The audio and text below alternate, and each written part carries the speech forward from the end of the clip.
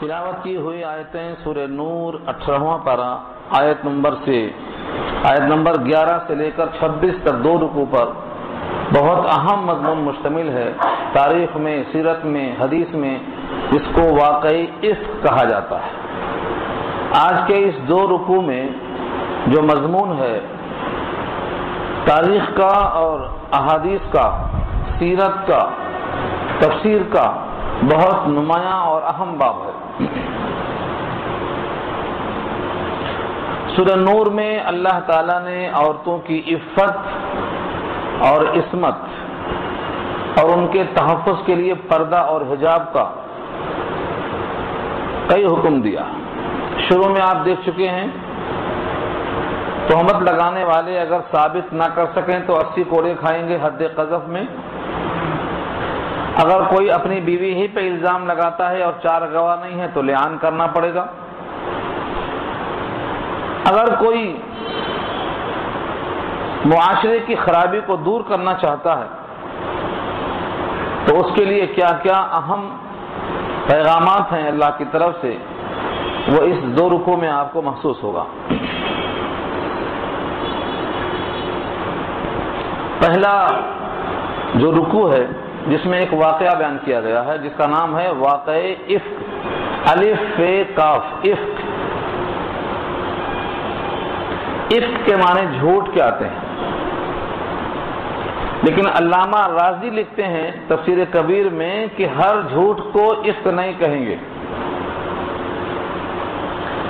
جھوٹ الکذب، کذب کے معنی جھوٹ، لیکن یہاں الکذب کافی نہیں ہے بلکہ الافک فرمایا۔ ان الذین جاؤوا بالافک، افک کیا ہے؟ فرمایا ایسا جھوٹ جو پورا موقف الٹ دے، یعنی بے قصور کو قصوروار کر دے اور قصوروار کو بے قصور کر دے، باطل کو حق کر دے، حق کو باطل کر دے، سچ کو جھوٹ کر دے، جھوٹ کو سچ کر دے۔ ایسا جھوٹ جس سے پورا موقف تبدیل ہو جائے، ایسے جھوٹ کو افک کہیں گے۔ یعنی اگر الزام ثابت ہو گیا تو سنگسار، اور الزام ثابت نہیں ہوا تو 80 کوڑے۔ تو یہاں ایسا جھوٹ گڑھا گیا ہے جس نے پورے معاملے کو الٹا کر دیا۔ ایسے واقعے کو واقعی افک کہا جاتا ہے۔ پہلی آیت آپ ترجمہ دیکھ لیجیے۔ ان الذین جاؤوا، بے شک جو لوگ لائے، جاء کے معنی آیا، جاؤ جمع ہے، فعل ماضی ہے، لیکن جب جاء کے ساتھ بے آ جائے تو معنی آئے نہیں، لائے، کسی چیز کو لانا۔ ان الذین جاؤوا بالافک، جو لوگ جھوٹ لائے، جو طوفان لائے۔ ان الذین جاؤوا بالافک، یہ بی کی وجہ سے ترجمہ جاء کا آئے نہیں بلکہ لائے، طوفان لائے۔ عصبۃ منکم، تمہیں میں سے۔ لا تحسبوه شرا لکم، مت گمان کرو، مت خیال کرو اس واقعے کو تمہارے حق میں شر، بل هو خیر لکم، بلکہ وہ تمہارے حق میں بہتر ہے۔ لکل امرئ منہم، ان میں سے ہر ایک انسان کے لیے ہے، مکتسب، جتنا اس نے کمایا، من الاسم، گناہ میں سے، والذی تولی کبرہ منہم، اور ان میں سے جس نے اس طوفان کو اٹھایا، یعنی جس نے اس طوفان کو گڑھا، اس جھوٹ کو پیدا کیا۔ تولی کبرہ کے معنی زیادہ حصہ لیا، مطلب اس طوفان کو بنایا، جو اس کا ساختہ ہے، جس کے دماغ کی یہ سازش ہے، لہو عذاب عظیم، اس کے لیے بہت بڑا عذاب ہے۔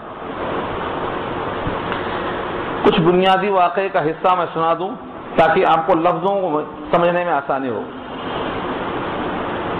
سید الانبیاء محمد مصطفیٰ خیر البشر صلی اللہ علیہ وسلم ایک غزوے سے لوٹ رہے تھے۔ غزوے کا نام ہے غزوہ بنی المصطلق، اسی کا دوسرا نام ایک غزوہ مریسیع بھی ہے، 2 نام ہیں اس غزوے کے۔ غزوہ بنی المصطلق بھی سے کہتے ہیں، غزوہ مریسیع بھی کہتے ہیں۔ سن 6 ہجری میں نبی صلی اللہ علیہ وسلم لوٹ کے واپس آ رہے تھے اس غزوے سے. آپ کے ساتھ ام المؤمنین صدیقہ عائشہ طاہرہ رضی اللہ تعالی عنہا موجود تھی. آپ کا معمول تھا جب کسی سفر میں جاتے تو قرعہ ڈالتے، جس بیوی کا نام قرعے میں نکلتا ان کو ساتھ لے جاتے. اس دفعہ آپ کے ساتھ حضرت عائشہ صدیقہ رضی اللہ تعالی عنہا موجود تھی. واپس آئے. رات کے آخری حصے میں جہاں پڑاؤ تھا، صبح صبح کوچ کرنے کا آپ نے حکم دے دیا اور اعلان کر دیا کہ جس کو جو تقاضے ہیں پورے کر لو، اب یہاں سے قافلہ چلنے والا ہے، مدینے کی طرف چلنے والا ہے. ہر ایک نے اپنے اپنے تقاضے کی تکمیل کے واسطے جہاں جس کو موقع ملا، کیونکہ اس وقت راستے میں پڑاؤ ہے، مسافر ہیں. حضرت عائشہ صدیقہ رضی اللہ عنہا فرماتی ہیں کہ میں بھی اپنے تقاضے کے واسطے باہر چلی گئی. واپس آنے میں دیر ہوئی. دیری کی وجہ یہ ہے کہ میرے گلے میں ایک ہار تھا جو ٹوٹ گیا. اچانک جب میرا ہاتھ گلے پر گیا، ہار نہیں ملا تو مجھے ڈھونڈنے میں تاخیر ہو گئی. اور ادھر شان الہی دیکھو کہ وہ ہار اس اونٹ کے نیچے تھا.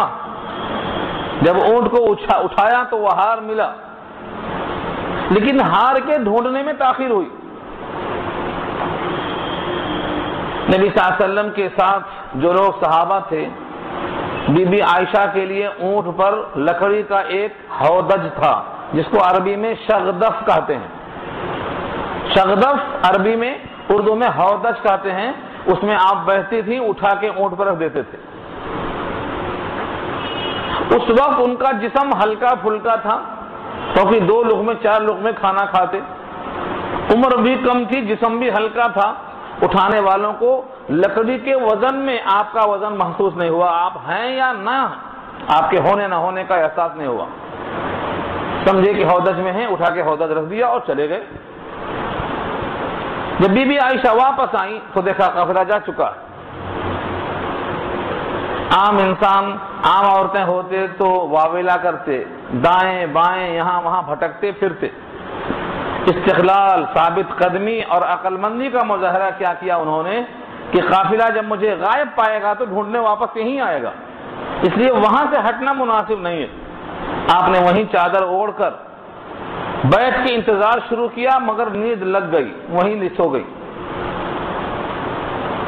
نبی صلی اللہ علیہ وسلم کا ایک معمول تھا کہ لشکر کے واپس جانے کے بعد ایک صحابی کو پیچھے چھوڑ دیتے تھے کہ کوئی قافلے کا کوئی سامان رہ جائے، کوئی ساتھی رہ جائے، کوئی چھوٹا ہوا سامان مل جائے تو دیکھتے ہوئے آتے تھے.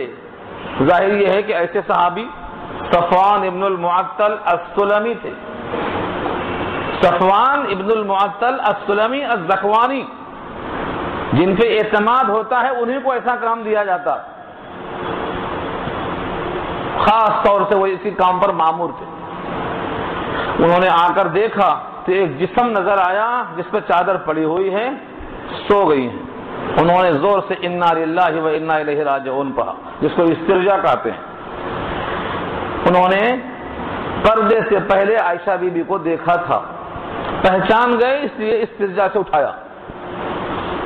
استرجا یعنی انا للہ کی آواز سن کر وہ ان کی آنکھ کھل گئی، اٹھ کے بیٹھ جاتی ہیں، چہرہ چھپا لیتی ہیں. پردے کا حکم ہو چکا تھا. سن 5 ہجری میں پردے کا حکم ہو چکا ہے. یہ واقعہ سن 6 ہجری کا چل رہا ہے. صفوان ابن المعطل رضی اللہ تعالی عنہ نے اپنے اونٹ کو بٹھا دیا، اس کے اگلے پیر کو ہاتھ کہا جاتا ہے، اس پر اپنا ہاتھ رکھا تاکہ چڑھنے کو آسانی ہو جائے. بس بی بی عائشہ سوار ہو گئی اور یہ پیدل پیدل آئے قافلہ تک. بی بی عائشہ سوار ہیں اور آپ پیدل ہیں. پیدل لے کر کہاں پہنچے؟ جہاں قافلہ اگلی منزل پہ پڑاؤ کر چکا تھا. ٹھیک دوپہر کا وقت تھا، قیلولے کا وقت تھا، لوگ استراحت میں تھے. جیسے ہی یہ قافلے میں شریک ہوئے ہیں ایک منافق ابن سلول، عبداللہ ابن ابی ابن سلول رئیس المنافقین، جس کی تاج پوشی مدینے میں صرف اسلام کی وجہ سے رک گئی تھی، جس کو حسد تھا نبی کی ذات سے، اس کو موقع کی تلاش تھی، بظاہر وہ مومن تھا، لوگوں کے درمیان رہتا تھا، نمازیں پڑھتا تھا، لیکن اندر سے اس کے کفر تھا، نفاق تھا، جلن تھی، حسد تھا۔ اس نے اپنی زبان سے الزام کو وضع کیا۔ یہ ہے تولا کبرہ کا مصداق، جس نے بنایا اور اپنے طور پر زبان سے جو کہنا تھا الٹا سیدھا کہنا شروع کر دیا۔ جب کوئی بات ہوتی ہے تو سننے والوں کو یہ اندازہ نہیں ہوتا ہے کہ سننے سے بھی ہم شریک ہو جائیں گے۔ بھولے بھالے چند مسلمان بھی ان کے سننے میں آ گئے اور ہاں میں ہاں ملانا شروع کر دیا۔ تین قسمیں ہوتی ہیں آدمی کی، ایک زبان سے کہنے والا، اور ایک سننے کے بعد رد کرنے والا، یا سننے کے بعد مان لینے والا۔ تین شکلیں ہیں، تینوں قسمیں یہاں بتائی گئی ہیں۔ جب اس واقعے کو گڑھ دیا تو آپ کی ہاں میں بہت سے لوگ لگ گئے۔ کچھ صحابی جو بدری تھے، جیسے حضرت مستح، یہ بدری صحابی ہیں، حسان ابن ثابت بدری صحابی ہیں، حمنا بنت جہش جو نبی صلی اللہ علیہ وسلم کے بیوی کی سگی بہن ہے، زینب بنت جہش کی سگی بہن حمنا بنت جہش، یہ بھی شریک ہو گئی۔ ان کو یہ پتا نہیں کہ ہم کیا کر رہے ہیں اور کیا سن رہے ہیں اور ہمیں کیا کرنا چاہیے، لیکن جن کا ایمان مضبوط ہوتا ہے، جن کو اللہ کی توفیق ہوتی ہے، اللہ تعالیٰ نے کیسا بچایا ہے۔ ایک صحابی ہیں حضرت ایوب انصاری رضی اللہ تعالیٰ عنہ، جو نبی کے میزبان تھے۔ ان کے بیوی کے پاس لوگوں نے خبر پہنچایا، سنا آپ نے ایسا اور ایسا؟ تو انہوں نے کہا یہ سب جھوٹ ہے، کیونکہ میں یہ حرکت نہیں کر سکتی ہوں تو بیوی عائشہ کا مقام تو مجھ سے بہت اونچا ہے۔ مومن اس طرح سوچتا ہے کہ جب یہ حرکت میں نہیں کر سکتا ہوں تو جس کا مقام مجھ سے بھی اونچا ہے وہ ایسا کیسے کر سکتا ہے؟ انہوں نے فوراً کہا کہ یہ جھوٹ ہے، سبحانک ھذا بہتان عظیم۔ اور اللہ نے ان کے اس ٹکڑے کو اتنا پسند کیا کہ یہاں نقل کر دیا کہ تم نے ایسا کیوں نہیں کہا جیسا ایوب کی بیوی نے کہا تھا، سبحانک ھذا بہتان عظیم۔ تو تین قسم کے لوگ ہو گئے، ایک گڑھنے والے، یہ منافق ہیں، عبداللہ ابن ابی ابن سلول اس کا سردار ہے۔ سن کر کے تائید کرنے والے حسان ہیں، حمنا ہیں، مستح ہیں، اور یہ کوئی دور کے لوگ نہیں ہیں، قریب کے لوگوں کو خبر ہوتی ہے۔ حمنا بنت جہش آپ نے سنا ابھی، اور حسان یہ بدری صحابی ہیں، حسان بن ثابت جو مداح رسول ہیں، نبی کی شان میں شعر گاتے تھے، اسی واسطے اس واقعے میں شریک ہونے کے باوجود بیوی عائشہ ان کا اکرام کرتی تھی۔ اور مستح حضرت ابو بکر صدیق کے رشتہ دار بھی ہوتے ہیں، خالہ زاد بہن کے رشتے میں آتے ہیں، مہاجرین میں سے بھی ہیں، بدری صحابی میں سے ہیں، فقراء میں سے ہیں، اور صدیق اکبر ان پر ماہانہ خرچ کرتے تھے، ان کی پرورش کرتے تھے، ان میں سے ہیں۔ یہاں سے یہ واقعہ اب شروع ہوتا ہے، لوگوں نے چیمے گویاں شروع کر دی۔ پہلی آیت میں اللہ نے انہیں کو خطاب کیا ہے، ان الذین جاؤ، بے شک جو لوگ لائے، بالافک، جھوٹ، ایسا جھوٹ جس نے حق کو چھپا کر باطل کو غالب کر دیا، جس نے طاہرہ کو عصمت داغدار سمجھ کر ثابت کر دیا۔ اللہ تعالیٰ کی بھی قدرت عجیب و غریب ہے۔ لکھا ہے، بہت سے مفسرین نے نقل کیا ہے، امام قرطبی لکھتے ہیں کہ حضرت یوسف پہ الزام لگا تو اللہ نے ایک بچے کو بولنے کی طاقت دیا، بچے نے برات کا ذریعہ بنایا، اور حضرت مریم پہ الزام لگا تو ان کے گود میں جو بچہ ہے، جو آئندہ نبی ہونے والا ہے، ان کو بولنے کا موقع دیا۔ لیکن بی بی عائشہ پہ جب الزام لگا تو اللہ نے سورہ نور کی 10 آیتیں نازل کر کے ان کو بری کر دیا۔ بی بی عائشہ خود فرماتی ہیں، مجھے یہ توقع نہیں تھی کہ میرے بارے میں آیتیں اتر جائیں گی جو محراب میں پڑھی جائیں گی اور ہمیشہ قرآن کا جز بن جائیں گی، ہاں یہ خیال تھا کہ میں سچی ہوں، میری براءت یا تو نبی کو خواب میں آ جائے گی یا الہام ہو جائے گا، لیکن میرا یہ مقام نہیں تھا کہ میرے بارے میں آیتیں نازل ہو جاتی، لیکن اللہ نے سورہ نور کی 10 آیتوں میں ان کی براءت کا اعلان کیا۔ اب اس براءت کا پہلے تذکرہ سنو، پھر اس اعلان براءت کے بعد بھی جو لوگ مصر ہیں ان کا انجام سنو۔ ان الذین جاؤوا بالافک عصبۃ منکم، بے شک جو لوگ طوفان لائے جھوٹا، عصبہ ایک گروہ، عصبہ کہتے ہیں جماعت کو، عین صاد بے ہے، عصبہ جماعت، گروہ، پارٹی، ان کی تعداد کم سے کم 40 اور 10 کے درمیان ہونا چاہیے، کم سے کم 10 اور حد سے حد 40، اتنے لوگوں کی تعداد کو عصبہ کہا جاتا ہے، یہ عصبہ ہیں۔ فرمایا منکم، تمہیں میں سے، منکم کیوں کہا منہم کے بجائے؟ اس لیے کہ منکم کا لفظ آتا ہے مسلمانوں کے لیے اور منہم کا لفظ آتا ہے غیر مسلمان کے لیے۔ یہاں گڑھنے والے عبداللہ ابن ابی ابن سلول ہے، یہ بھی منکم میں کیوں ہے؟ کیونکہ بظاہر تو کلمہ پڑھ رہا ہے، نماز پڑھ رہا ہے، دل میں نفاق ہے لیکن بظاہر تو شامل ہے مسلمانوں میں، پھر ان کی تائید کرنے والے پورے مسلمان۔ اللہ تعالیٰ نے ان تمام کے واسطے واضح کیا کہ تمہیں میں سے ہیں یہ لوگ۔ لا تحسبوه شرا لکم، تم اپنے اس طوفان کو اور اپنے اس واقعے کو جو جھوٹا الزام لگا ہے، جسے تکلیف ہوئی ہے، تکلیف کتنی ہوئی ہے اس کا اندازہ آپ کو نہیں ہو سکتا، ہو ہی نہیں سکتا۔ سید الانبیاء نے 1 مہینے تک بی بی عائشہ کے ساتھ جو توجہ، جو عنایت، جو التفات ہوا کرتے تھے وہ نہیں ہوئے۔ اب سوچو کہ بی بی عائشہ پہ کیا گزری ہوگی، 1 دن نہیں 1 مہینہ۔ بی بی عائشہ اس توجہ کو نہ پا کر رنجیدہ ہو کر اندر اندر گھلتی تھی، کڑتی تھی۔ اس کرب کو، اس درد کو وہی جمع سکتا ہے جس سے یہ گزرتی ہے۔ 1 مہینہ تک وہ کھلتی رہی۔ اللہ نے کہا کہ اس کو تم اپنے لیے خراب مت سمجھو، لا تحسبوہ، مت گمان کرو اس واقعے کو شر لکم، کہ شر ہے تمہارے لیے، بل ہوا خیر لکم، بلکہ تمہارے واسطے خیر ہے۔ کیوں خیر ہے؟ کیسے خیر ہے؟ ایک تو یہ کہ تمہارے لیے جتنے منافقین تھے کھل کے سامنے آ گئے، ان کے لیے المناک عذاب کی بشارت ہو گئی، تمہارے لیے رزق کریم کا اور پاکیزگی کا اعلان اللہ کی طرف سے ہوا، تمہارے واسطے آیتوں کا نزول ہوا، تمہارے واسطے جو دلوں میں عظمت تھی وہ اور بڑھ گئی، کہ تمہارے لیے کئی فائدے۔ بی بی عائشہ کو اللہ تعالیٰ نے جو مقام دیا تھا،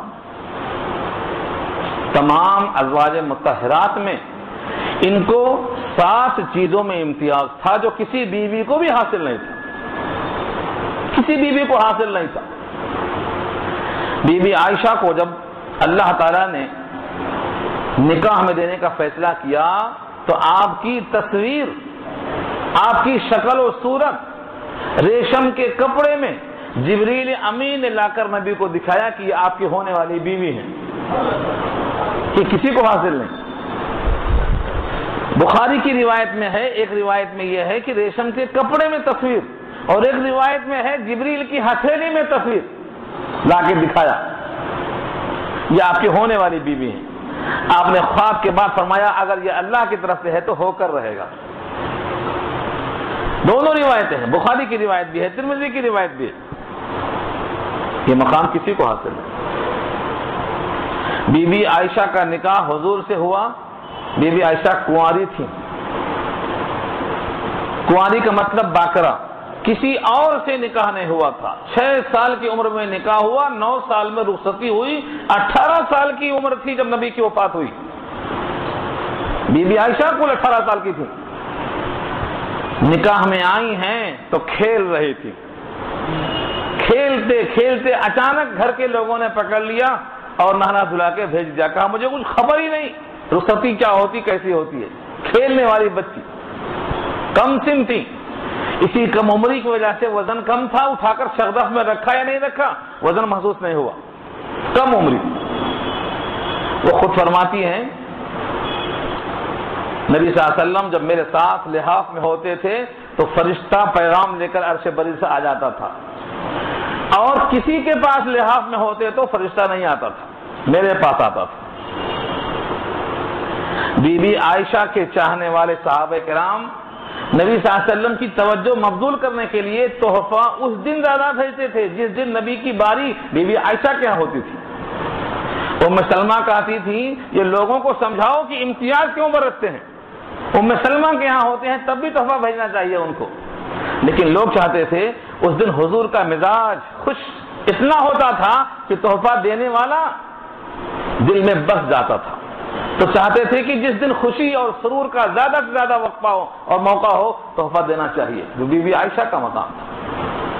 نبی صلی اللہ علیہ وسلم کی جو وفات ہوئی تو فرماتی ہے بین نہری و سحری، میرے ٹڈی کے اور میرے گلے کے درمیان آپ کا سر رکھا ہوا تھا، کسی بیوی کو حاصل نہیں۔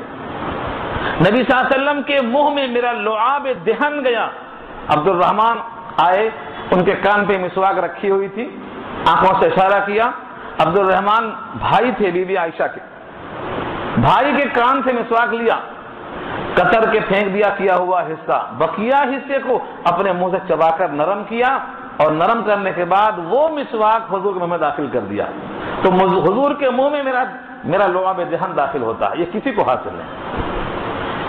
عائشہ فرماتی ہے رضی اللہ تعالیٰ عنہا کہ نبی صلی اللہ علیہ وسلم کی وفات ہوئی تو میرے کمرے میں ہوئی، وہیں پر آپ مدفون ہیں، میرا حجرہ روضہ اقدس بنا، کسی کو یہ حاصل نہیں۔ نبی صلی اللہ علیہ وسلم بی بی عائشہ کو کتنے انداز سے چاہتے تھے، ان کے باوجود تفصیل چلی جائے گی دوسری طرف، بی بی عائشہ کے مناقب اور بہت ہیں ابھی، لیکن یہ سنانا چاہتا ہوں کہ اتنا محبت ہونے کے باوجود اگر ایک مہینہ آپ متوجہ نہ ہو، صرف سلام کرتے، گھر میں داخل ہوتے، آپ کیسی ہیں پوچھتے، اس کے بعد ختم، بعض قریب آ کر نہیں بیٹھتے تھے، تو تکلیف ہوتی ہے۔ بی بی عائشہ پورا مہینہ کوٹتی رہی، لیکن یہ قرآن اور بڑھ گئی، کب بڑھی وہ بیان فرماتی ہیں، بہت تفصیل طلب واقعہ ہے، میں تھوڑا تھوڑا آپ کو سناتا ہوں تاکہ آپ کو اہم جز مل جائے اور آیتیں سمجھ میں آ جائیں۔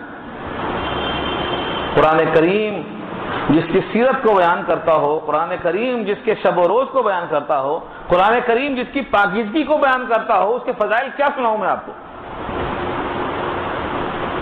وہ فرماتی ہیں کہ ایک رات قضائے حاجت کے لیے ہم باہر نکلے، انہی دنوں میں، اسی ایک مہینے کے اندر کی بات ہے، اور ساتھ میں ہم نے ام مستح کو لیا۔ مستح بھی الزام لگانے والوں میں ہیں، لیکن وہ ہاں میں ہاں ملائے تھے، ڈرنے والے نہیں تھے، تو مستح کی والدہ کو ام مستح کہتے ہیں۔ ام مستح آپ کے ساتھ گئی، واپس جب آ رہی تھی تو اتفاق سے راستے میں ان کی چادر میں پاؤں پھنس گیا اور گر پڑی، ان کی زبان سے کیا نکلا؟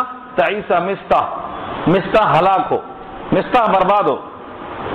یہ جملہ سن کر بی بی عائشہ فرماتی ہیں کہ آپ نے ایک بدری صحابی کو جو کہ آپ کا بیٹا ہے، ماں کے منہ سے ایسی بددعا اچھی نہیں لگتی۔ ام مستح نے سمجھا کہ شاید ان کو خبر ہے، لیکن اس جملے سے معلوم ہوا کہ ان کو خبر نہیں۔ بولتی ہیں یا بھولی بھالی بچی، تمہیں خبر بھی ہے کہ تمہارے بارے میں مستح کیا بولتا ہے؟ کہا کیا بولتا ہے؟ نہیں معلوم۔ انہوں نے پورا واقعہ سنایا کہ یہ گڑھا ہوا قصہ سب کے سب منہ میں لے رہے ہیں، زبان پہ لے رہے ہیں، اس کو ہلکا سمجھ کے چلتا کر دے رہے ہیں قصے کو۔ جب ان کو یہ بات معلوم ہوئی، گھر میں آئیں، نبی کا بدلا لب و لہجہ اب سمجھ میں آنا شروع ہوا، نبی سے اجازت لیتی ہیں کہ مجھ کو میرے بابا کے پاس جانے دیجیے، مقصد تھا جا کے تحقیق کے حل کریں گے۔ وہاں گئے، اپنے ابا سے کہا، ان کے ابا، ان کی والدہ، سب کو یہ قصہ معلوم تھا۔ جب ان کو یہ خیال گزرا کہ باپ کو معلوم، ماں کو معلوم، سب کو معلوم، تو ان کی مرض میں اضافہ ہو گیا۔ فرماتی ہیں کہ وہ دن اور وہ رات مجھے نیند آنکھوں میں اتنا بھی نہیں آئی جتنا سرما آنکھوں میں لگتا ہے۔ لفظ دیکھا انہوں نے، کہا میرے آنکھوں سے نیند غائب ہو گئی، آنسو مسلسل بہتے گئے، میرے ماں باپ کو خدشہ ہوا کہ شاید اس کے آنسو، اس کا رونا اس کے کلیجے کو پھاڑ دے گا اور موت کا سبب بن جائے گا۔ اسی عالم میں نبی صلی اللہ علیہ وسلم تشریف لائے اور فرمایا کہ اے عائشہ، اگر تم بے قصور ہو تو اللہ بری کرے گا، اور اگر تم قصوروار ہو تو اللہ سے توبہ کر لو، کیونکہ اللہ تعالیٰ نے توبہ کرنے والے کو معافی کا فیصلہ کیا ہے۔ جو ان کی گفتگو تھی، بی بی عائشہ نے سن کر جو تقریر کی ہے وہ فصاحت و بلاغت کا جوش، الفاظ اتنے زیادہ پر اثر ہیں کہ دوسرا کوئی بیان نہیں کر سکتا۔ اس سے پہلے کا چرچا بہت طویل تھا کہ نبی صلی اللہ علیہ وسلم نے گھر کے تمام افراد سے پوچھا، بریرہ تم بتاؤ تمہارے علم کے مطابق بی بی عائشہ کا کردار کیسا ہے؟ بریرہ باندھی تھی حضرت عائشہ کی، باندھی کو کیا نہیں معلوم ہوتا؟ باندھی کہتی ہے کم عمری کی وجہ سے آٹا گوندھ کے رکھ دیتی ہیں، بکری آ کے کھا لیتی ہے، سو جاتی ہیں، خبر نہیں ہوتی ہے، اس کے سوا میں اور کوئی عیب نہیں جانتی۔ اتنا بھولا پن۔ اسامہ بن زید سے پوچھتے ہیں، وہ بولتے ہیں کہ میں آپ کے گھر والوں کے بارے میں سوائے خیر کے کچھ نہیں جانتا۔ حضرت علی سے پوچھتے ہیں، حضرت علی رضی اللہ عنہ تعالی کو دیکھا نہیں گیا کہ نبی صلی اللہ علیہ وسلم بے قرار ہیں، پریشان ہیں، فرماتے ہیں اللہ آپ پر تنگی نہیں کرے گا، عورتیں دنیا میں بہت ہیں، آپ اتنا کیوں پریشان ہیں؟ یہ جملہ بی بی عائشہ کو پسند نہیں آیا۔ والنساء سواہا کثیر فرمایا، والنساء سواہا کثیر، عائشہ کے علاوہ عورتیں بہت ہیں۔ مطلب یہ ہے کہ آپ اتنا دماغ پہ اثر لینے کے بجائے اس کو آہستہ سے ختم کر دیجئے، عورتوں کی کوئی کمی نہیں ہے۔ فیضیق اللہ تنگی نہیں کرے گا آپ کے اوپر۔ یہ سب تحقیقی حال ہو کر آپ نے خود فرمایا، مسجد میں آ کے فرمایا کہ مجھے اس تکلیف دہ باتوں سے کون بچائے گا؟ میں اپنے گھر والوں کے بارے میں سوائے خیر کے کچھ نہیں جانتا ہوں۔ نبی صلی اللہ علیہ وسلم بھی اپنے گھر والوں کو خیر ہی سے یاد کرتے ہیں۔ ان تمام باتوں کے باوجود ایک صحابی کھڑے ہوئے سعد بن معاذ فرماتے ہیں کہ اگر وہ ہمارے قبیلے اوس کا ہے تو اس کی ہم گردن ماریں گے، اور قبیلے خزرج کا ہے تو آپ کا ہم حکم قبول کریں گے، جو حکم دیں گے آپ۔ لیکن سردار سعد بن عبادہ کو غیرت آئی کہ میرے خاندان، میرے قبیلے کو قتل کی بات ہو رہی ہے، حالانکہ سچے مومن ہیں، لیکن جوش آ گیا خاندان کا۔ فرماتے ہیں تم اللہ کے دشمن ہو، تم جھوٹ کہتے ہو، تم کسی کو قتل نہیں کر سکتے۔ ادھر سے ان کے بھتیجے کھڑے ہو گئے، اسید بن حضیر، فرماتے ہیں کہ سچ ہے اے اللہ کے دشمن، ہم قتل کر کے رہیں گے، اور تم لگتا ہے کہ منافق ہو، منافقوں کی تائید کر رہے ہو۔ اس طرح سے اوس اور خزرج میں، انصار و مہاجرین میں گفتگو اتنی بڑھی کہ لگتا تھا کہ اب سب کھڑے ہو جائیں گے اور ہاتھا پائی کی نوبت آ جائے گی۔ نبی صلی اللہ علیہ وسلم نے سب کو خاموش کیا، سب کو بٹھایا، سب کو تنبیہ کیا۔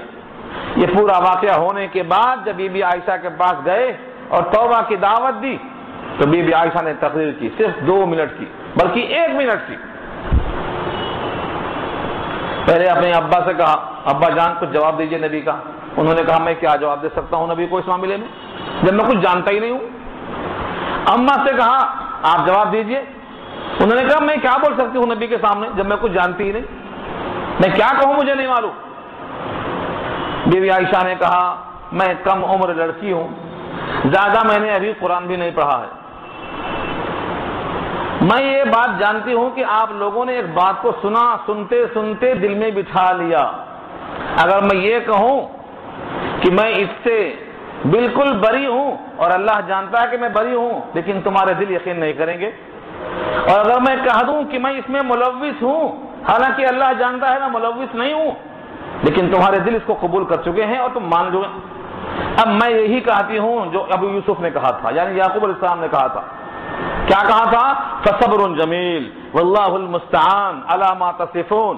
تم لوگ جو کچھ کہتے ہو ہم اللہ سے مدد چاہتے ہیں، اس کے سوا ہم کیا کہیں۔ بس یہ تقریر ختم ہوئی، نبی صلی اللہ علیہ وسلم پر کیفیت طاری ہوئی، وہ کیفیت طاری ہوئی جو وحی کے موقع پہ طاری ہوا کرتی تھی، یعنی سخت سردی میں پسینے ٹپکتے تھے۔ اس کے بعد نبی صلی اللہ علیہ وسلم نے مسکراتے ہوئے وحی کے آثار جب ختم ہوئے تو فرمایا عائشہ تمہیں بشارت ہو، تم کو اللہ نے بری کر دیا، یا عائشہ تم کو اللہ نے بری کر دیا۔ بی بی عائشہ کی اماں نے کہا اٹھو، اٹھ کے اللہ کے نبی کا شکریہ ادا کرو۔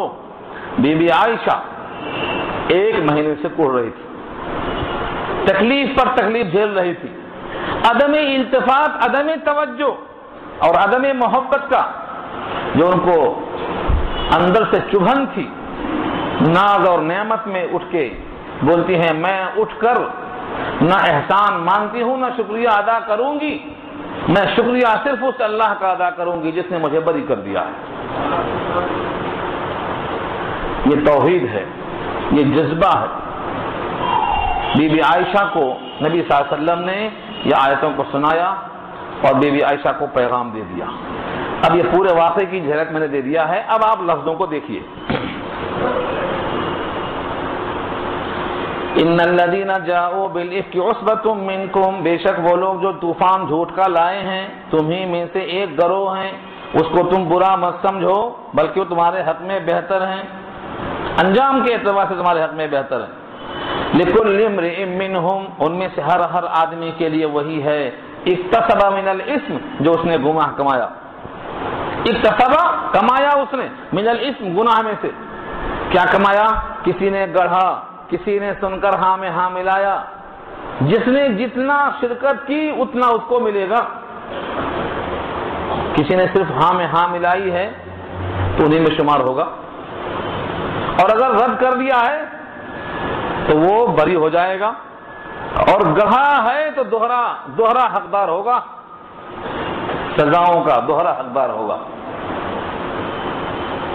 والذی تولی کبرہ منہم، اور وہ جس نے اس طوفان میں سب سے بڑا حصہ لیا ہے، تولا کبرہ، کبر کے معنی بڑا حصہ، اور تولا کے معنی ولایت کیا، یعنی اس بڑے حصے کی کارگزاری اس کے مقدر میں آئی۔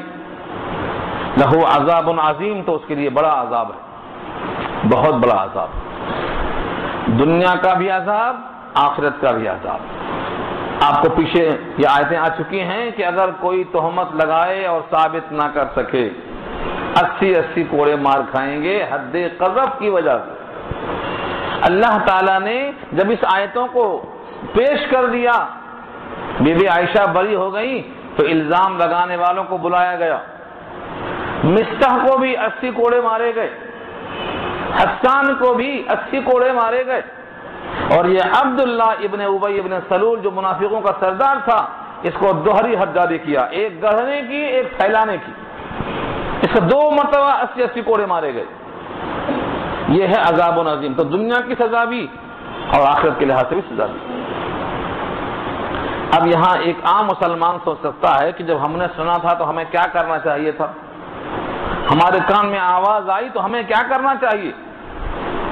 لولا اذ سمعتموہ، لولا کیوں نہیں، جب تم نے اس کو سنا، لولا کیوں نہیں، اذ جب، سمعتموہ تم نے اس واقعے کو سنا، ظن المؤمنون والمؤمنات بانفسہم خیرا، تو گمان کیا ہوتا مومن مردوں کو اور مومن عورتوں کو، بانفسہم خیرا، اپنی ذات میں بہتر، اپنی ذات میں بھلا، یعنی تم نے جب سنا تو تم نے تو منافق جتنے بھی تھے انہوں نے تو گڑھا ہے، لیکن جو مومن تھے مومنوں کو مومنوں کے بارے میں اچھا گمان ہونا چاہیے تھا، بدگمان بے دلیل کیوں؟ سوال یہاں تھا۔ عام حالتوں میں مسلمان کو مسلمان سے، مومن کو مومن سے بدگمان نہیں، حسن ظن رکھنا چاہیے تھا، یہ ہے مطلب اس کا۔ ظن المؤمنون والمؤمنات بانفسہم خیرا، مسلمان مرد مسلمان عورتیں بانفسہم خیرا، اپنی ذات کو بہتر کیوں نہیں گمان کیا؟ یہاں پر 2 اصول بتائے گئے ہیں، جب تک کسی دلیل سے کسی کی تہمت ثابت نہ ہو تب تک کسی کے بارے میں کوئی بدگمانی کی بات آئے تو اس کو جھوٹ سمجھنا واجب ہے۔ بلا دلیل کے بدگمان ہونے میں، ہاں میں ہاں ملانے میں ہمارا جرم برابر ہوگا۔ یہاں یہی حکم دیا ہے کہ تم نے اپنے لوگوں کے ساتھ اچھا گمان کیوں نہیں کیا؟ بِأَنفُسِهِمْ خَيْرًا، بِأَنفُسِهِمْ کیوں کہا؟ خود اپنے بارے میں، کیونکہ جب مومن کے بارے میں بدگمان ہوگا تو ایک مومن اپنے بھائی کے بارے میں بدگمان ہوا، بھائی کا گمان اور اپنا گمان دونوں ایک ہی ہے۔ حدیث میں آتا ہے لا تقتلوا انفسکم، اپنے آپ کو قتل مت کرو۔ کیا مطلب ہوا؟ تم جب کسی مومن کو قتل کرو گے تو گویا تم اپنے آپ کو قتل کر رہے ہو۔ ایک جگہ فرمایا لا تلمزوا انفسکم، اپنے آپ کو الزام مت لگاؤ، مطلب تم کسی مسلمان کو الزام لگاؤ گے تو اپنے آپ کو الزام لگاؤ گے۔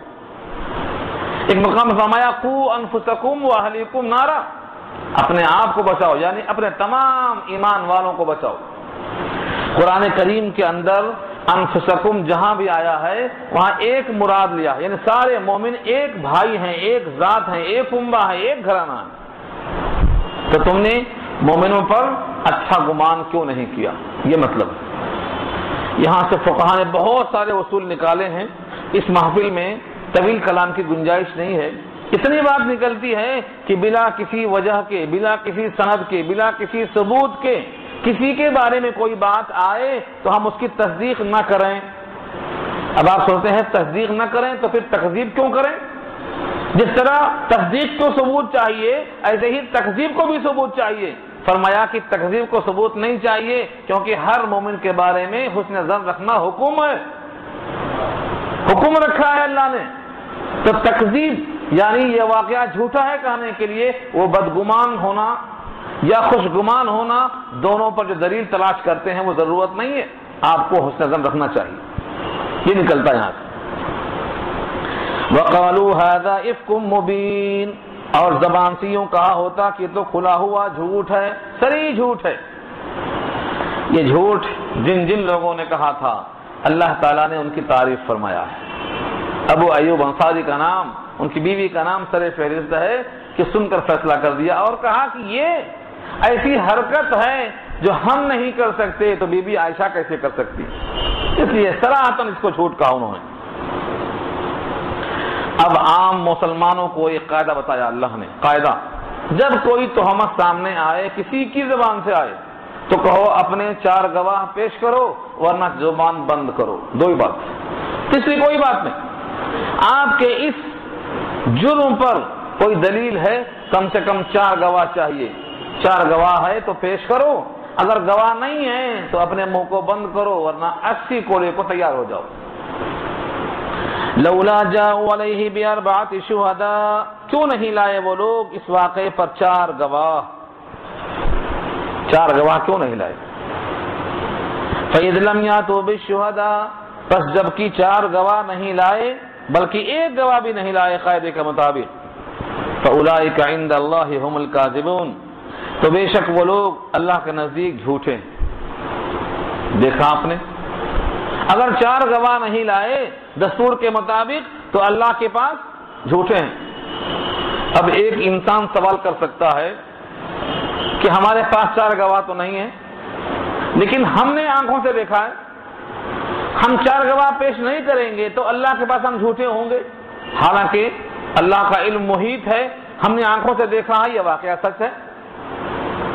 تو اللہ کے علم میں آپ کا دیکھا ہوا ہے، اللہ کے پاس جھوٹا ہونے کا مطلب یہ ہے اللہ کے قانون میں، اللہ کی کتاب میں جو قانون آیا ہے کہ اس کو ثابت کرنے کے لیے 4 گواہ چاہیے، اگر 4 گواہ نہیں ہیں تو تم کتنا بھی سچے ہو قانون الہی میں تم 80 کوڑے کھانے کے لائق ہو گئے، یہ یہاں مراد ہے۔ تو عند اللہ سے مراد قانون الہی اور حکم مراد ہے یہاں پر، دستور بندہ اللہ 4 گواہ چاہیے، اگر 4 گواہ پیش نہیں کر سکتے ہیں تو وہ جھوٹے۔ ولولا فضل اللہ علیکم ورحمتہ فی الدنیا والآخرہ، ولولا اور اگر نہ ہوتا فضل اللہ اللہ کا فضل علیکم تم پر، ورحمتہ اور اس کی رحمت، فی الدنیا والآخرہ دنیا میں بھی اور آخرت میں بھی، لمسکم تو تم کو ضرور پہنچ جاتا، فیما افضتم جس شغل میں تم پڑے ہوئے تھے، جس کام میں تم لگے ہوئے تھے، کیا پہنچ جاتا؟ عذاب عظیم، بہت بڑا عذاب پہنچ جاتا۔ اللہ کا فضل دنیا میں بھی آخرت پر بھی. کیسے ہوا؟ دنیا میں توبہ کی توفیق ہو گئی اور توبہ اللہ نے قبول کر لیا، لہذا اس توبہ کے قبول کرنے کے بعد آخرت میں عذاب عظیم سے وہ بچ گئے. تو یہ صحابہ کرام کی شان ہے جنہوں نے توبہ کر لیا، 80 کوڑے کھائے اور توبہ کر لیا. توبہ کی توفیق دینا یہ بھی اللہ کا فضل ہے، توبہ کو قبول کر لینا یہ بھی اللہ کا فضل اور رحمت ہے، اور آخرت میں اس گناہ پر عذاب کا نہ دینا، اسی دنیا کے عذاب کو کافی سمجھ کر کے چھوڑ دینا، یہ سب اللہ کا فضل اور رحمت ہے. یہ ان کے لیے ہے جنہوں نے توبہ کر لیا، ان کے واسطے ہے یہ اللہ کا فضل اور اللہ کی رحمت ہے. وَلَوْلَا فَضْلُ اللَّهِ عَلَيْكُمْ وَرَحْمَتُهُ فِي الدُّنْيَا وَالْآخِرَةِ، اگر تم پر فضل نہ ہوتا اللہ کا اور اس کی رحمت دنیا اور آخرت میں، تو تم کو پہنچ جاتا اس شغل میں جو تم لگے ہوئے تھے، فیما افضتم، جس کام میں تم پڑے ہوئے تھے، جس کام کو تم کر رہے تھے، فیہ عذاب عظیم، بڑا سخت عذاب پہنچ جاتا. کون سا کام تھا؟ کس کام میں لگے تھے؟ فرمایا اذ تلقونہ، جب تم اس کو لے رہے تھے، بِأَلْسِنَتِكُمْ، اپنی زبانوں سے. السنہ جمع ہے، لسان واحد ہے، لسان مانے زبان، اور السنہ اس کی جمع ہے. بِأَلْسِنَتِكُمْ، اپنی زبانوں سے تم لے رہے تھے، یعنی ان لفظوں کو لے رہے تھے، اس تہمت کو، اس غیبت کو، اس بہتان تراشی کو، اس شر سے اور اس طوفان کو تم لے رہے تھے، اپنی زبان سے لے رہے تھے. اس تلقونہ بِأَلْسِنَتِكُمْ، تم اپنے زبانوں سے ہی اس کو نقل کر رہے تھے، نقل در نقل کر رہے تھے. وَتَقُولُونَ بِأَفْوَاهِكُمْ، اور کہہ رہے تھے اپنے منہ سے، ما، ایسی بات، لَيْسَ لَكُمْ بِهِ علم، جس کے لیے تمہارے پاس کوئی علم نہیں تھا. ایک منافق نے نکالا، ایک نے ہاں میں ہاں ملایا اور بات کو آگے بڑھا دیا. تمہارے پاس کوئی حقیقی علم تھا؟ کسی نے کچھ دیکھا تھا؟ ایک اونٹ پر بی بی عائشہ سوار ہیں، ایک آدمی پیدل نکل پکڑ کے چلتا ہے، تم نے یہ دیکھا تو بجائے یہ بیان کرنے کے وہ بیان کرتے ہو جس کا تمہارے پاس کوئی علم ہی نہیں ہے. لیس لکم بہ علم، تمہارے پاس کوئی علم نہیں. وتحسبونہ، اور بیان کرتے ہوئے تم گمان کرتے رہے، ہینا، ہینا مانے معمولی بات ہے، چھوٹی بات ہے، کسی عزت کو اچھالنا چھوٹی بات ہے. اللہ فرماتے ہیں تمہاری زبان لیتے ہوئے ہلکا محسوس کر رہی تھی، وَهُوَ عِندَ اللَّهِ عظیم، حالانکہ وہ اللہ کے نزدیک بہت بڑی بات تھی، بہت بڑی بات تھی. اس بڑی بات کو لے کر تم چل رہے تھے، تمہاری زبانیں اس کو ہلکا سمجھتی تھیں، اللہ کے یہاں یہ بہت بڑی بات تھی. وَلَوْلَا إِذْ سَمِعْتُمُوهُ قُلْتُمْ، اور کیوں نہیں ایسا ہوا کہ جب تم نے سنا اس واقعے تو کہا ہوتا، ما یکون لنا، نہیں ہے مناسب ہمارے لیے، ان نتکلم بہذا، کہ ہم بات کریں اس سلسلے میں، ان نتکلم بہذا، ہم کچھ کلام کر سکیں اس بارے میں، ہم کو مناسب نہیں ہے. ایک طرف سید الانبیاء ہیں، ایک طرف ام المؤمنین ہیں، ایک طرف ہمارے ایمان کا تقاضا ہے، محبت کا تقاضا ہے کہ ہم ان تمام باتوں میں ملوث نہ ہوں. ہمارے واسطے مناسب نہیں کہ ہم اس میں کچھ بھی بات کر سکیں. سبحانک ھذا بہتان عظیم، پاک ہے اللہ کی ذات، یہ تو بہت بڑا بہتان ہے. بہتان کی تعریف کیا ہے؟ حدیث میں آتا ہے نبی صلی اللہ علیہ وسلم نے غیبت اور چغلی کا تذکرہ فرمایا کہ کوئی کسی کے غیاب میں ایسی بات ہے جو سن کر تکلیف دو، یہ غیبت ہے. ایک صحابی نے کہا اگر اس میں وہ خرابی ہے تو پھر آپ کا کیا حکم ہے؟ فرمایا اس میں وہ خرابی ہے، واقعہ سچا ہے، تبھی تو وہ غیبت ہے، ورنہ تہمت ہے. اور تہمت میں بھی اگر ایسی بات آ جائے تو یہ بہتان ہے، اسی تہمت سے بہتان بنا، اس کا کوئی سر پیر ہے ہی نہیں. سبحانک ھذا بہتان عظیم، یہ اللہ کی نگاہ میں بہت بڑا بہتان ہے. یعظکم اللہ، تمہیں اللہ نصیحت کرتے ہیں. یعظکم، وعظ کے معنی نصیحت کرنا، واعظ نصیحت کرنے والا، وعظ یعظ، یعظ کے معنی تم کو نصیحت کرتے ہیں اللہ، ان تعودوا، کہ تم یہ عادہ کرو لمثلہ ابدا، کبھی بھی اس جیسی بات میں تم دوبارہ زندگی میں ایسی بات کا اعادہ ہونے پائے، تم کو اللہ نصیحت کرتے ہیں ان کنتم مؤمنین، اگر تم مومن ہو، تمہارے ایمان کا تقاضا یہ ہے کہ تم کو اللہ کی نصیحت آ گئی ہے، زندگی میں کبھی بھی تم دوبارہ ایسا قصور نہیں کرو گے۔ وَيُبَيِّنُ اللَّهُ لَكُمُ الْآيَاتِ، اور بیان کرتے ہیں تمہارے واسطے اللہ تعالیٰ نشانیاں، واللہ علیم حکیم، اور اللہ جانتے ہیں، علم والے ہیں، حکمت والے ہیں، اللہ سب کچھ جانتے ہیں۔ اس علم کا تقاضا کیا تھا اللہ نے ظاہر کر دیا، حکمت کا تقاضا کیا تھا کہ اللہ نے کلام اللہ کی آیت نازل فرمائی۔ بی بی عائشہ بڑے فخر سے کہا کرتی تھی مجھے یہ تو امید ضرور تھی کہ میں سچی ہوں، برات آئے گی، لیکن قرآن کی آیتیں اتر جائیں گی، میں اپنے آپ کو اس قابل نہ سمجھتی تھی۔ اللہ تعالیٰ نے جب یہ آیتیں نازل فرما دی تو اب دو گروہ ہو گئے، ایک گروہ جس نے توبہ کر لیا، عذاب سے بچ گئے، اگرچہ کوڑے کھائے، کوڑے کھانے میں قانون تھا، سیاست تھی کہ آئندہ بھی کسی کو یہ کہہ کر چھوڑ دیا جائے گا، دیکھو وہاں بدری صحابی کو چھوڑ دیا گیا تھا، دیکھو وہاں مستہ کو، ہمنا کو چھوڑ دیا گیا تھا، دیکھو مداح رسول کو شیر گوئی کی وجہ سے چھوڑ دیا گیا تھا، نظیر بنتی۔ اس لیے قانون الہی کے مطابق سیاست یہ تھی کہ سزا دی جائے، 80 کوڑے مارے گئے، لیکن ان سب نے توبہ کر لی، دنیا آخرت دونوں بن گئی۔ لیکن اس کے باوجود کچھ لوگ ایسے ہیں جو اللہ کی آیتیں نازل ہونے کے باوجود اب بھی توبہ کرنے کو تیار نہیں ہیں، اب بھی توبہ کرنے کو تیار نہیں ہیں۔ جن کو اللہ نے بری کر دیا، جن کے بارے میں آیتیں نازل ہو گئیں، جن کو دنیا کی تمام پاکیزہ عورتوں کی سردار تسلیم کر لیا گیا، دنیا میں 5 عورتیں ممتاز ہیں جن کی نقل کرنے کا حکم دیا گیا ہے، ایک بیوی خدیجہ، دوسرے عائشہ، تیسرے فاطمہ، چوتھے مریم اور 5ویں آسیہ بنت مزاحم فرعون کی بیوی، یہ 5 خاتون ہیں۔ ایسی مقتدی اور پیشوا خاتون کے بارے میں آیتوں کے نزول کے باوجود بھی کچھ طبقہ ایسا ہے جس کو ہم شیعہ کہتے ہیں، ان کے 12 فرقوں میں سے کون سا فرقہ ہے ہمیں اس سے کوئی بات نہیں، لیکن وہ لوگ ان آیتوں کے نزول کے باوجود بھی بی بی عائشہ کے الزام سے اپنے دل کو ابھی تک پاک نہیں کر سکے ہیں۔ ان کے کفر کے واسطے یہی آیت کافی ہے، جب تک وہ اپنے دل کو بی بی عائشہ کے بارے میں صاف نہیں کر لیں گے ان کے دل میں ایمان پیدا ہو ہی نہیں سکتا، امت کا اجماع اس مسئلے پر۔ اب ان کا کیا ہونا چاہیے کہ سب نے توبہ کر لی، اللہ نے فیصلہ کرنے کے بعد کیا باقی بچتا ہے اب؟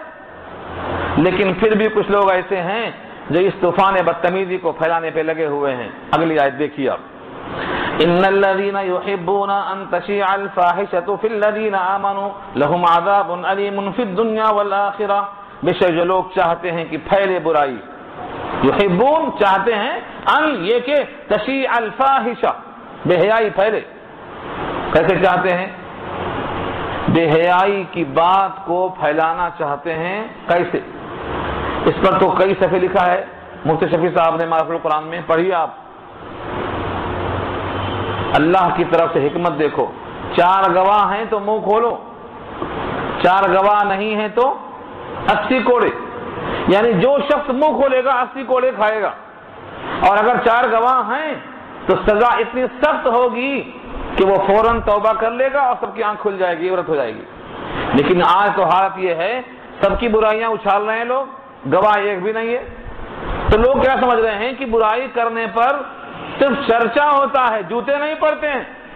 نتیجہ یہ ہے کہ ہر برائی کرنے والا بے باک ہو کے برائی کرتا ہے، وہ برائیوں کی خبریں آتی ہیں، اخبار میں، اشتہار میں، نظروں کے سامنے تصویریں آتی ہیں، اور کوئی جوتا نہیں پڑ رہا ہے تو وہ سمجھتے ہیں کہ اس میں کوئی حرج نہیں ہے، تو برائی کا چرچا کرنے میں، برائی کا ارتکاب کرنے میں کوئی سد باب نہیں ہے، اس واسطے وہ برائیاں کرتے چلے جا رہے ہیں۔ اسلام نے اپنا قانون بتایا ہے کہ اگر کوئی برائی کا اظہار کرے، گواہ نہ پیش کرے تو اس کو مارو، اور گواہ پیش کر دے تو اس کو مارو، تاکہ دونوں کا دروازہ بند ہو جائے۔ لیکن ہمارے پاس برائی کو لوگوں نے برائی ہی نہیں سمجھا، آج تو برائی کو قانون بنا دیا گیا، برائی کو پاس کر دیا گیا، اور اس کا نام کیا دیا ہے؟ انسانی آزادی۔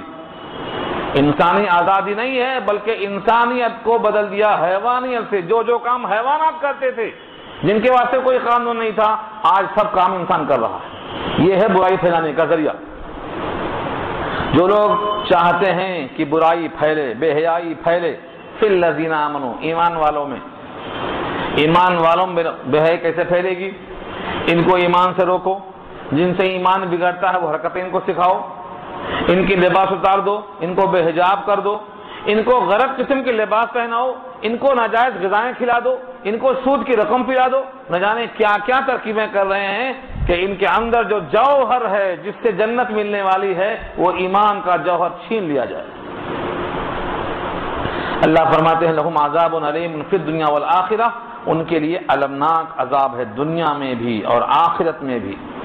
واللہ یعلم، اللہ جانتے ہیں، وانتم لا تعلمون، اور تم نہیں جانتے ہو۔ تم نہیں جانتے ہو، یہ نہیں کہا کہ تم تھوڑا جانتے ہو، تم کچھ جانتے ہو، تم بھی کچھ جانتے ہو۔ تمہارے علم کی نفی کیوں کر دیا؟ ایک تو ہے مطلق علم اور ایک ہے کسی کے مقابل میں علم۔ بڑی پیاری بات ہے، آپ کے پاس علم ہوگا لیکن انبیاء کے علم کے مقابل تو کچھ بھی نہیں ہوگا۔ کیا خیال ہے آپ کے بارے؟ انبیاء کے مقابل میں آپ کا علم کچھ بھی نہیں ہوگا، آپ یہی کہیں گے نا؟ قیامت میں سارے رسولوں کو جمع کریں گے اللہ اور پوچھیں گے قوموں نے کیا جواب دیا، تو انبیاء کہیں گے ہمیں کوئی علم نہیں ہے۔ کیوں کہیں گے یہ؟ یوم یجمع اللہ الرسل فیقول ماذا اجبتم قالوا لا علم لنا انک انت علام الغیوب۔ علام الغیوب تو آپ ہیں، آپ کے سامنے ہمارا کوئی علم نہیں۔ تو انبیاء اپنے علم کی نفی کیوں کریں گے؟ اللہ کے علم کے سامنے۔ اور آپ اپنے علم کی نفی کیوں کرتے ہیں؟ رسول اللہ کے علم کے سامنے۔ یہاں اللہ فرمانا چاہتے ہیں تمہارا جو علم ہے وہ اللہ جو جانتے ہیں اس کے مقابل نتھنگ، کچھ بھی نہیں ہے، کچھ بھی نہیں ہے۔ اور اللہ نے کھول کھول کے پیغام بتا دیا ہے کہ جو شخص بھی ایمان والوں میں بے حیائی کو چلتا کرے گا، جھوٹی باتیں پھیلائے گا، اس کا انجام برا ہوگا دنیا میں بھی اور آخرت میں بھی۔ وَلَوْلَا فَضْلُ اللَّهِ عَلَيْكُمْ وَرَحْمَتُهُ وَأَنَّ اللَّهَ رَءُوفٌ رَحِيمٌ، اور اللہ کا اگر فضل نہ ہوتا، ولولا اگر فضل نہ ہوتا اللہ کا توبہ کرنے والوں پر، علیکم تم پر، ورحمتہ اور اس کی رحمتیں، وَأَنَّ اللَّهَ رَءُوفٌ رَحِيمٌ اور بے شک اللہ بے حد مہربان ہیں، بڑا شفیق ہیں۔ اگر شفقت اور رحم نہ ہوتا تو تم کو توبہ کی توفیق ہی نہ ہوتی، تم کو توبہ کی توفیق نہ ہوتی، تم پر تو اللہ متوجہ ہی نہ ہوتے، لیکن تم کو توبہ کی توفیق ہونا یہ تم پر اللہ کی شفقت اور رحمت اور مہربانی ہے۔